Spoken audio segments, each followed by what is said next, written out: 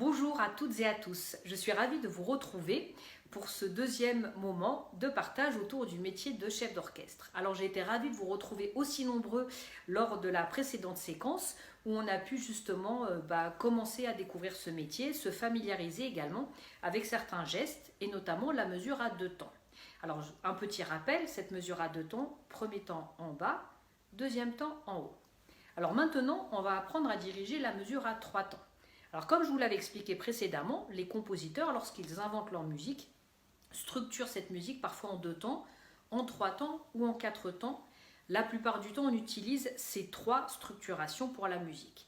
Parfois, les compositeurs aussi utilisent d'autres façons. C'est un petit peu plus complexe. On va pour l'instant se concentrer sur ces 3 figures, 2 temps, 3 temps et 4 temps. Et aujourd'hui, donc place à la mesure à 3 temps. Donc comme d'habitude, on garde le bras en l'air et on va faire premier temps en bas, deuxième temps à l'extérieur et troisième temps vers le haut.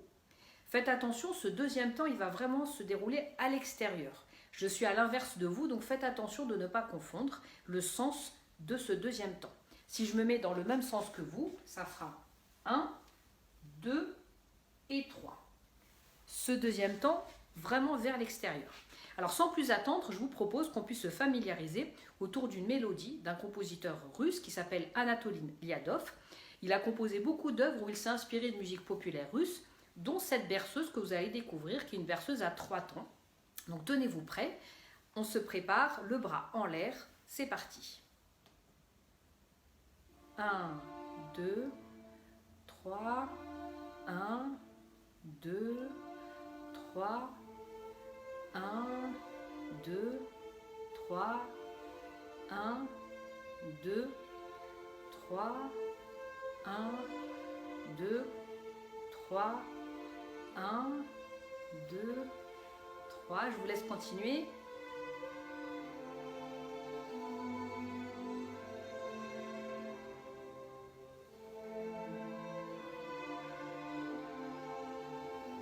Et on arrête là. Bravo à tous, je suis sûre que vous avez été très attentifs, très concentrés. Alors comme je vous le disais tout à l'heure, les compositeurs utilisent cette musique à 3 temps pour justement parfois accompagner des mélodies lentes. Et aussi souvent on retrouve cette structuration à 3 temps dans les 3e mouvements des symphonies par exemple, ou dans un certain nombre de mouvements inspirés de la danse. Et en effet, il y a une danse qui a beaucoup inspiré les compositeurs, on l'appelle le menuet. Et justement, cette danse, elle est à 3 temps, avec souvent ce petit repère sur le premier temps, comme on peut le retrouver aussi pour la valse. Ça va faire 1, 2, 3, 1, 2, 3. Alors, il y a un compositeur qui a beaucoup utilisé le menuet dans ses symphonies, c'est Joseph Haydn.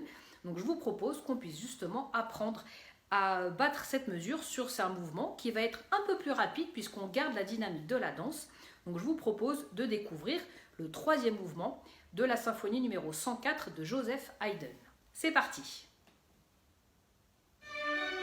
2, 3, 1, 2, 3, 1, 2, 3, 1 et...